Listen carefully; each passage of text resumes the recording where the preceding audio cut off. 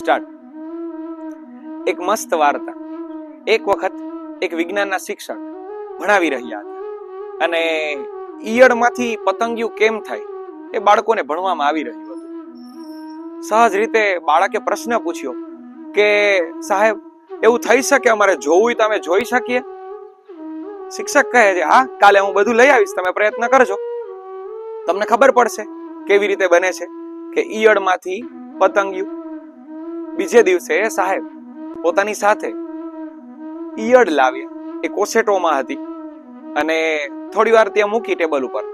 પછી બારે ગયા અને બાળકોને કહે છે કે તમે જોજો, હમણાં એ થોડી વાર પછી આમાંથી બહાર આવશે અને પતંગિયાની જેમ એ દેખાવા લાગશે અને એની પાંખો આખી ફેલાઈ જશે.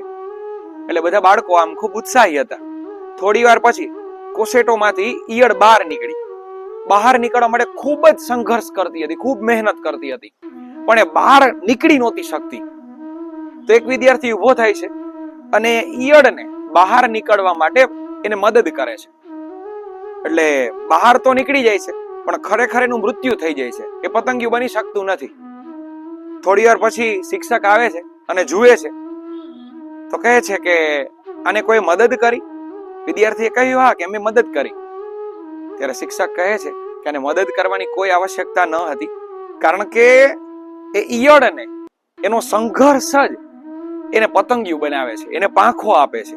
જે તમે ખરેખર એને મદદ કરીને એમાં એને પાંખો મળી નહીં અને તમારા કારણે જ એનું મૃત્યુ થયું. તો શીખ, ઘણી વખત આપણે પેલા વિદ્યાર્થી જેવું કામ કરીએ છીએ.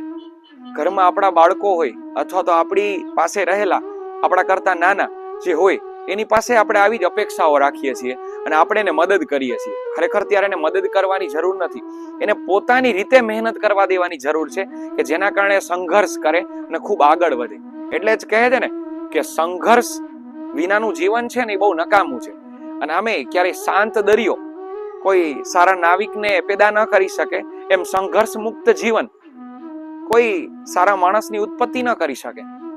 જેટલો કઠિન સંઘર્ષ હશે એટલી જ જીત શાનદાર હશે. Thank you.